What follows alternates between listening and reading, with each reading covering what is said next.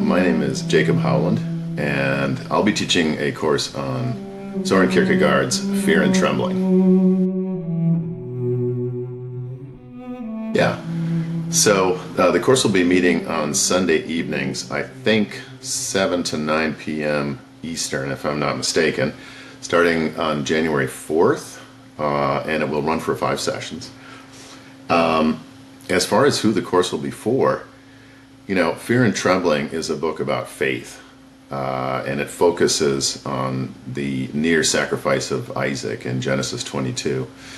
So I would say if you are a Jew as well as a Christian, I mean, Kierkegaard was a Christian philosopher, but you know, the story of Abraham is from the Hebrew Scriptures, and Abraham is the patriarch in the Jewish tradition.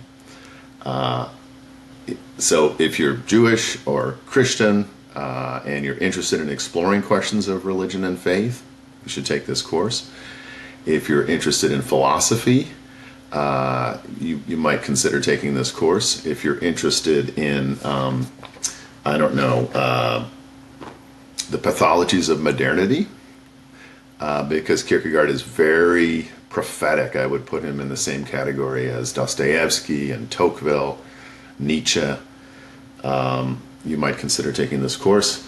If you love to wrestle with difficult texts and believe that one can spend one's time profitably thinking about fundamental paradoxes of human life, you should take this course.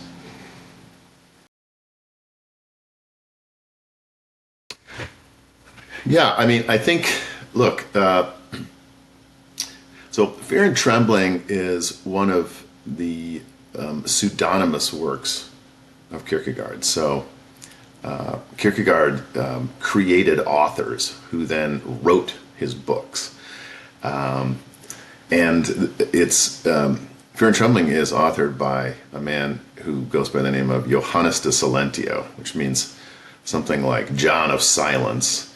Commentators have pointed out that the author is not particularly silent. He talks a lot, although it's not a particularly long book either. But one of the questions is he saying anything? Is he able to articulate what he wants to, which is the nature of faith? And so in reading Kierkegaard's pseudonymous works, we want to think about the character of the author. And one of the cool things about Kierkegaard is he's got at least 21 pseudonymous authors, okay? One of the cool things about Kierkegaard is that he gives us very important clues about the life view and character of each individual author. And Johannes de Silentio is, it's pretty clear, somebody who feels abandoned by life, orphaned in a kind of cold and uncaring world. And in fact, at one point in the book, he indicates that in his view, God is love, but the love of God, by which he means both human beings' love for God and God's love for man, is incommensurable with the whole of actuality. That means events proceed in the world as if man didn't love God and God didn't love man. So this is a very sort of fundamental problem. How do we live? And I think the book is relevant to modern life, and in particular late modernity, which somehow fragments, let's say, the simple trust or faith of the child. How do we? Well, let me say this: if life disappoints, if life throws one into the view that either God doesn't exist or God doesn't care about human beings, then there are certain pathological consequences. Like one can be anxious and fearful and not wish to, for example, take the plunge into marriage or other sorts of relationships. Or one might even become nihilistic and think that the world should be burned down. So if those are feelings, and those are feelings I think that all of us on some level are familiar with, then then this is a book that addresses a very fundamental question. Because faith for Johannes de Silentio is not a belief in a set of dogmas. It's trust. It's trust in the goodness of the world. It's trust in the goodness of God. How is faith possible? So he looks to Abraham, who, as you know, God calls forth from his original home in Ur and says, I will make a great nation of you. Your offspring will be as multitudinous as the stars. You will be honored.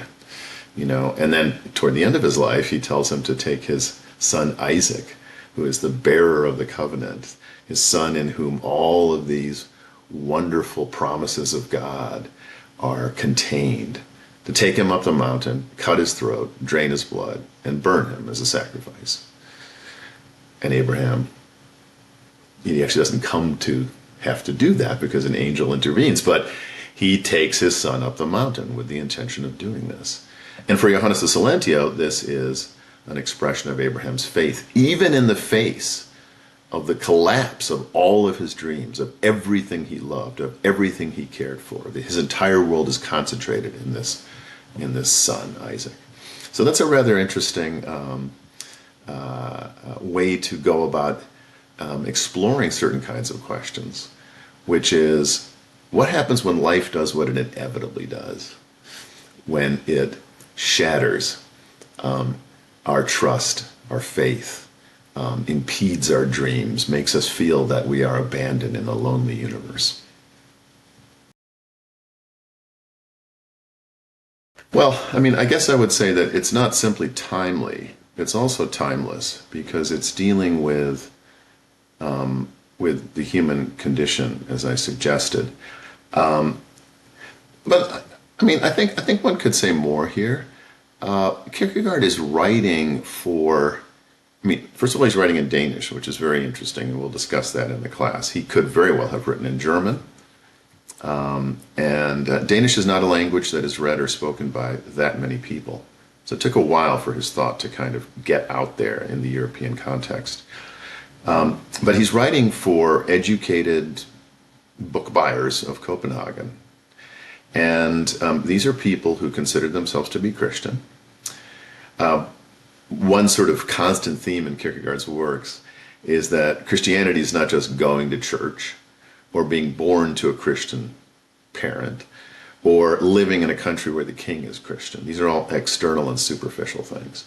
So one of his purposes is to sort of wake up these fellow citizens of Copenhagen to the issue of, what does it really mean to be a Christian? Isn't there something here involving faith? Isn't there something here involving a relationship with God? But another thing is that the age was dominated by the thought of G.W.F. Hegel. And Hegel was an incredibly influential thinker. It'd be very hard to point to, well, one simply couldn't point to a thinker today who, for example, had that kind of massive influence over the intellectual culture, either of Europe or the United States or what have you. And Hegel was a systematic philosopher. That is, he rather boldly declared that philosophy had come to an end. What he was offering was wisdom. Philosophy is the love of wisdom. Hegel was going to offer us a complete explanation of everything fundamental in the world and give us a rational account of the world in particular and in its totality. And it was going to be a systematic account. And Hegel associated that with wisdom. But the problem is that Hegel kind of absorbed religion into his thinking. He ultimately argued that religion is a kind of imagistic representation of the philosophical truth. And Kierkegaard certainly didn't agree with this, nor did he agree that everything could be made intelligible, nor did he believe that the quest for systematic knowledge is as important as understanding how to live. You see, he actually considered himself a Christian Socrates. And in his view, philosophy had to serve the needs and sort of point the way for actually existing individual human beings. And in Kierkegaard's view, Hegel's thought was entirely abstract. It didn't take account of questions like, what is the good life for me? How can I find meaning in human existence?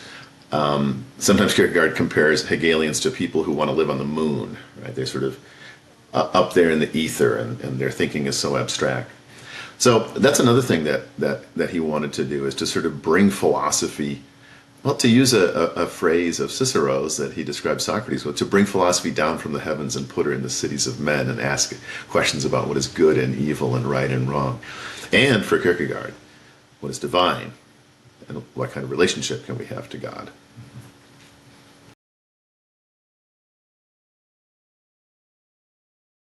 I guess what I want to think about here is, that one sort of question we might ask is for whom is this book written?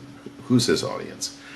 And I guess I would say that he's trying to reach out both to, let's say, ordinary Christians, right? Everyday individuals who have no special intellectual inclination. Maybe they haven't even heard of Hegel. But also these kinds of academic intellectuals who, and in fact, in the Danish church, a great many Danish theologians had in effect become Hegelians and had kind of bought into this idea of, ultimately, yes, we preach Christianity, but the higher truth is this systematic philosophical account that's going to clarify sort of the nature of reason with a capital R, and how that lies behind religious worship, and how the content of religion is really sort of transferable to, or I would say from a Kierkegaardian perspective, reducible, right, to this Hegelian account. And in that respect, he's really reaching out to the intellectual leaders, as well as to, again, just the ordinary people, and trying to shake them up, and in particular, destabilize their kind of self-satisfied perspective. You see, I think from Kierkegaard's perspective, the people of Copenhagen felt, look, Christianity is a triumphal religion. We're all Christians now. And now we live in an era where there's prosperity, right? So these people live in some wealth. They're perfectly bourgeois and comfortable. And not only that, we now have this philosopher who says that we're at the end of history, that freedom has been achieved, that the political institutions that exist in the early 19th century are perfectly adequate to the achievement of the highest human goals, and so forth. And Kierkegaard is always interested in pointing to really difficult and paradoxical passages in the Bible, and he wants to shake up that confidence. Right? For example, he simply has no time whatsoever for proofs of the existence of God, which we would call cosmological arguments. That is to say, if I kind of look around and say, look at the world, look at the order, look at the beauty, look at everything. It's all put together. It's all obviously so good. In a book called Philosophical Fragments, he says, "What if tomorrow everything fell apart? And would you still believe in your God if your comfort and your societal order and your sort of presuppositions were all shattered, right?" And actually, in that case, he refers to the destruction of Jerusalem in the New Testament, and Jesus weeps. And he goes on and he talks about, do you really think there weren't any innocent people in Jerusalem? Maybe children, maybe others. I mean, and so bad things can happen to good people. I mean, this is sort of kind of the underlying current in Fear and Trembling, which has a sort of Job-like character, right? I mean, the story of Job is a righteous man. Job walks in the ways of God. The Bible itself tells us, if you walk in my ways, right, and you follow the commandments, your life will be good. But then, of course, life shatters that. And it's amazing that in the Hebrew Scriptures, you've got a book about a man who is indeed righteous and yet suffers. His children are killed, and he's very, very ill, and his property is destroyed, and so forth. So what do we do with that? And I think, there's a sense in which if you read Kierkegaard, you're not going to be encountering somebody who has kind of facile arguments about the goodness of God. For example, there's a tendency to think that bad things never really happen, After 9/11, there's a wonderful movie called Faith and Doubt at Ground Zero, where a minister who's highly polished, a young man, good looking, he is in a Westchester congregation for wealthy people, and he says, in effect, he says, I never thought anything terrible like this would ever happen. Right? Like, wake up, you know? So how do we deal with that? And again, I think that's very timely, but I also think it's timeless. I think that all human beings have to confront this. When we lose the things that we love most in life, how do we go on? And for Kierkegaard, faith is exactly that capacity to have faith, trust, not in the afterlife, by the way, but in this world, that things will be good in this world, that your deepest wishes will be fulfilled in this world. How do you do that when your world falls apart?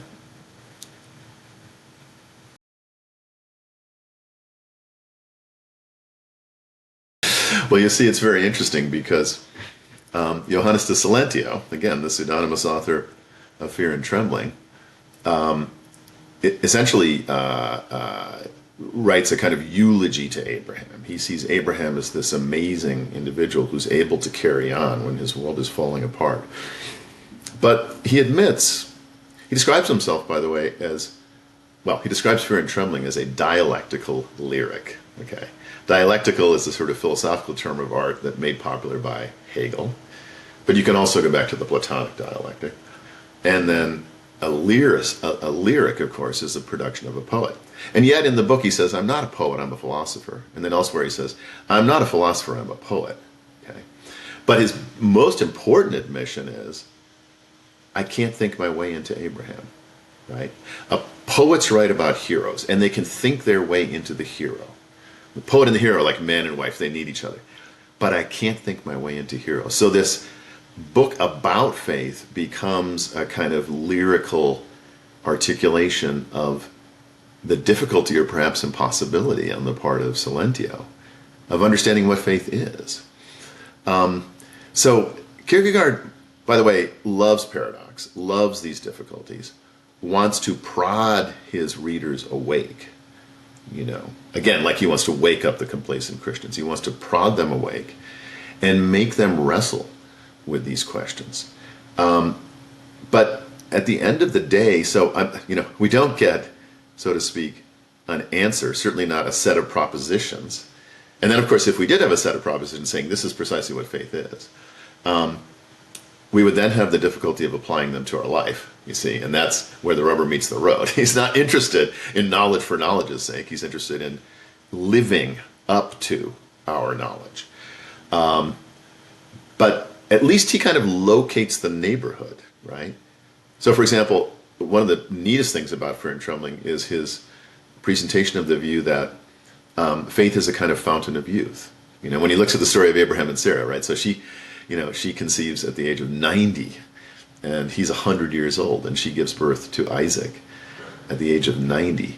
Now, setting aside the difficulty that, 90-year-olds can't give birth, if we kind of think about that, the way Kierkegaard understands it is that Sarah has a kind of youth. There's a kind of, well, in this case, if we wanted to take it literally, a sort of biological youth, but a youthful energy, a youthful optimism, and that's what faith gives you, no matter what.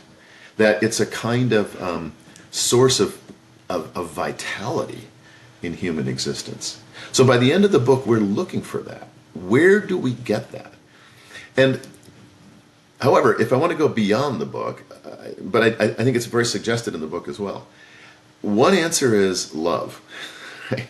Like love, almost in the kind of Platonic sense of eros, that is this passionate devotion to something, right? That sort of love in general. The passionate devotion to God and the passionate love of the world is somehow a secret to faith. I'm reminded in this context of, in the Brothers Karamazov, Alyosha, who is a novitiate, he's studying to be a monk, and he's arguing with, or having conversation with his older brother Ivan, who's a rationalist, nihilist, brilliant but alienated man. He says, love life before its meaning. That is to say, love is primary. Don't try to figure out everything out. Don't try to go that Hegelian route and have an account of everything, right? And then, for example, determine whether we ought to love life because there are good reasons for it. No, begin with that love. Begin with a sense of the goodness of the world. That, I think, is what Kierkegaard is ultimately pointing toward. Well, Kierkegaard called himself a Christian Socrates. He said in an unpublished book on his work as an author that was posthumously published, he said, I know very well that Socrates was not a Christian, but he has become one. And people take that to mean he's referring to himself. So from the Socratic perspective, he wants to shake up, again, as I've sort of returned to this theme repeatedly, shake up our presuppositions, shake up our complacency. So one has to risk, let's say, one has to come out of the safe zone, and expose oneself to ideas that on their face may seem harmful, because sometimes the pillars of our perspective on life, of our entire life orientation, can be shaken and even shattered by this. I know that there are, I think everyone has run into this, where, let's say there's a tragic accident, a young person is killed, and you'll go to a church service, and on occasion the minister will say, well, it's all for the good, it's all, like, God has a plan, right? I think that Kierkegaard would very much resist those kinds of explanations, which may in fact be really, really important for people who've suffered very bad things. So there's a sense in which you're going to have to risk whatever it is one stakes in coming into contact with reality in a fresh way, not looking at things through the lenses that you've been looking at them before, and maybe this isn't a risk, but one has to be willing to call into question certain philosophical presuppositions, like everything meaningful can be explained. Or, for example, ethics is, and he's going to talk about ethics in Fear and Trembling. Ethics can be reduced to sort of a set of axioms, like, say, Kantian, beliefs that one should never kind of categorically tell a lie or something like this. One has a sort of set of guidelines that one can follow. Kierkegaard actually calls this into question. And I think he locates ethics in a zone of silence. And there's a sense in which both ethics and faith, understood again as trust, right, as sort of trust in God, a kind of personal relationship, might be grounded in an immediacy of a relationship. In the case of faith, a relationship with God. In the case of ethics, a relationship with an existing human being that can never be fully cashed out to anyone else who is not one of the members of that immediate relationship, you see. So, why does Abraham follow God's instruction to take his son up the mountain and sacrifice him? Because he trusts God. He can't explain to his wife why he does. He has this sense it's going to work out. But in no way, suppose Sarah said to him, now, hold on a second, where are you going with Isaac? Well, I'm going to take him, cut his throat, drain his blood, and burn him. Why would you do that? Now, suppose he said, because I trust God. Sarah might then say, on what grounds do you trust him to make this right? Okay? And the thing is that only Abraham knows the answer to that, because it has grown out of this personal relationship. So, the text uncovers certain fundamental problems about the limits of our reason, the limits of our language, right? While at the same time pointing to very serious issues. For example, what if Abraham isn't talking to God? What if he's hearing voices in his head? Isn't he then just a murderer? Right? How do you distinguish sanity from insanity here? These are very deep questions, and they're not going to be entirely resolved. In this way, incidentally, Kierkegaard is more Platonic than Hegelian. You see, in a Platonic dialogue, Socrates has a dialectical method. Someone will say, I believe X. Socrates will present evidence to the contrary of X. Someone will then say, well, I believe X sub 1. Let's revise that opinion, and so forth. Usually by the end of the dialogue, there's no answer. Very often, Socrates says, well, I guess we don't know what courage is, and he walks away. Now, for Hegel, you would culminate in an answer, but not for Socrates. And Kierkegaard, in that respect, as well as others, is fundamentally Socratic. You know, I think one value of doing that is pushing back against the perspective of Johannes de Silentio. Because, as we'll explore in the course, Silentio selectively quotes, and sometimes even alters slightly, biblical verses. And he does so in a way that minimizes this question of relationship, you see. I think that, you know, there's a notion of faith here that we somehow stand naked on our own 2 feet before God. And there's a sense in which Kierkegaard is suspicious of relying on others for one's faith, right? That would be a kind of mediated faith. For example, if I said, I have faith in God because you have faith in God, and I trust you, you see. What if I'm steered astray by what Kierkegaard might call your idle chatter about God, right? Your understandings, your perhaps even idolatrous interpretations. So there's a sense in which Silentio kind of wants to cut us apart completely from the herd, isolate us, right? And downplay the characteristics of religion as opposed to faith. Now, religion, which one of the roots of the word, this lig part, is like ligaments, right? The ties that bind us with what? Not just with God, but with a community, you see. So if you're reading this from a theological perspective, you really have to keep that in mind. That is to say, what is the value of the religious community? Now, incidentally, you know, again, I think one can separate this from faith, but let's take those moments of real significance in human development or in human life. Let's take in particular the death of a loved one. What does a religious community do? It gathers you to its bosom, right? It has ceremonies. It has rituals and traditions and practices that hold us up in our time of need. For various reasons, both Silentio and Kierkegaard himself, I think, wants to kind of strip that away and get down to the real nitty-gritty, which is an actual relationship directly with God.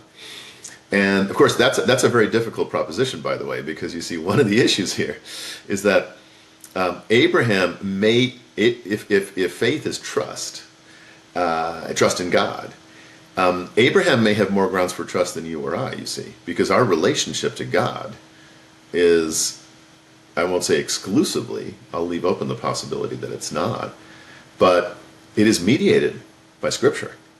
Abraham's relationship with God is not mediated by Scripture. Scripture did not exist. God existed, and God spoke with Abraham. So I think these are very interesting questions, right? What is the role of a religious community as distinct from what we might call faith that Silentio is exploring? And pushing back on the book, I think, is really important as well. So that's sort of one negative way that we could look at to answer the question that you posed. Look, if I can piggyback on the last question, you know, the Talmud actually has discussions, which I've written about in my book on Plato and the Talmud, of holy men who have a kind of independent relationship with God, apart from tradition and the religious community. The Talmud would definitely push back. What's interesting, for example, just kind of on a let's say a scholarly level, Johannes de Silentio is thinking about the story in Genesis 22 on his own. He does not cite tradition. He's not bringing in other authors. He's not saying, this is how this has been interpreted by Jews, this is how this has been interpreted by Christians. And by the way, there's a very rich set of traditions and interpretations in both of those religions. So, but going back to the Talmud, in these stories, the Talmudic rabbis acknowledge that there are individuals who, through some mysterious for some mysterious reasons, have a special relationship with God. But at the end of the day, there's no future for that. That is to say, those individuals can't transmit that special relationship to the succeeding generations. And those individuals tend to be apart from, and in some cases even evicted by, the religious communities that they're part of. So, so I think that's one extremely important point here, that it's a kind of deep thinking about the meaning of these texts has got to engage with the tradition. Now, I mean, one can also make theological points about what exactly is going on here. And as you know, in the Christian tradition, I mean, this is a kind of, you know, there's a sort of parallel with the near sacrifice of Isaac and with Jesus, and, you know, the appearance of the ram that's sacrificed and so forth. But that's not really of particular interest to Silentio or Kierkegaard in this book. Yeah, that at least the beginning of an answer to your excellent question.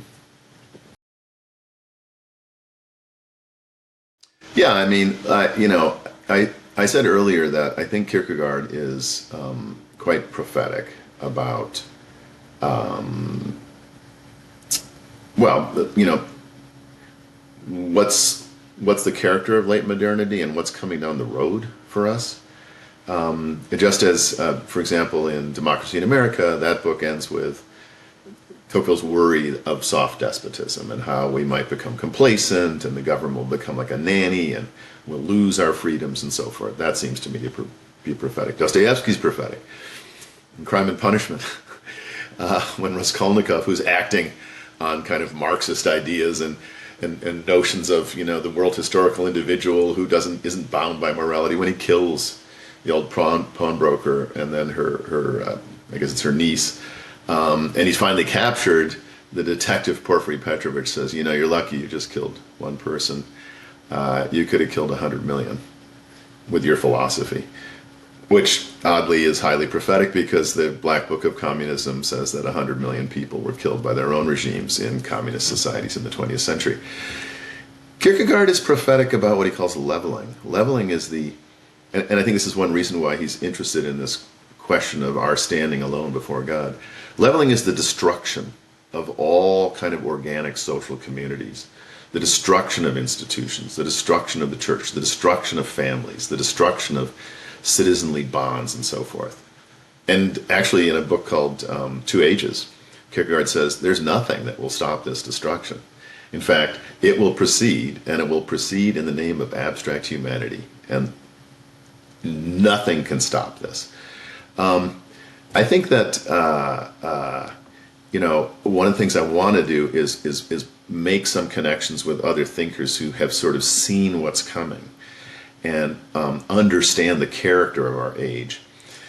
My own view about sort of being prophetic is if you're really, really insightful and you penetrate to the core of things, in Kierkegaard's case, the core of what it is to be a human being. If you have a philosophical or theological anthropology and then you kind of extrapolate to what's happening in society, it's almost inevitable that you're going to be able to see what's coming down the pike, right?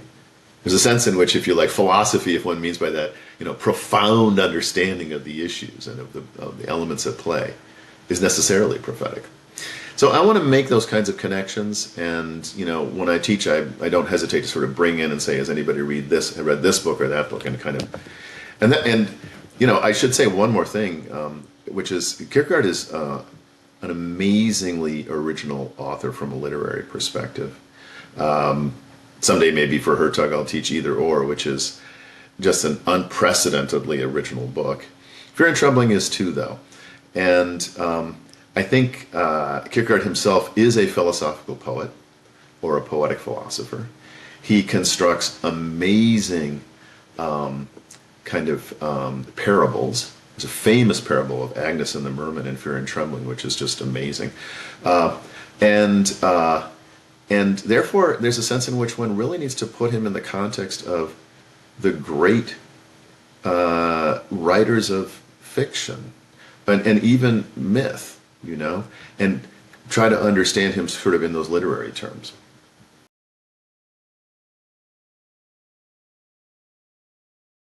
Well, this particular book, I've taught Kierkegaard countless times, and whenever I teach Kierkegaard, I start with Fear and Trembling. I think it's a wonderful introduction to Kierkegaard, and in fact, many of the major themes in his writing. I mean, some people listening to this discussion may know that he has an account of these three different ways of life: aesthetic, ethical, religious. That plays a very, very big role here. But one of the reasons I start with Fear and Trembling is it's just an explosive book. It's a stunning book, and Kierkegaard actually wrote in his journals, I think, if this was the only thing I ever wrote, I'd be remembered for it, and he's certainly right about that. So if you're interested in just books of deeply provocative nature that raise absolutely fundamental questions about what the meaning of life is, how life is most livable, how we can hope to achieve and build and have a really fruitful engagement with the world, and whether the world itself is good, right? This is a really fundamental point. I mean, we're beset by nihilism today. We're beset by people who really do want to burn it down. And one can understand that, right? One can understand it. It's an extreme reaction to a problem that needs to be solved in another way, right? But this book is raw, and it is, as a work of philosophy, as a work of literature, unique and very well worth the attention of people who want to understand what it means to be human and how to live in this world.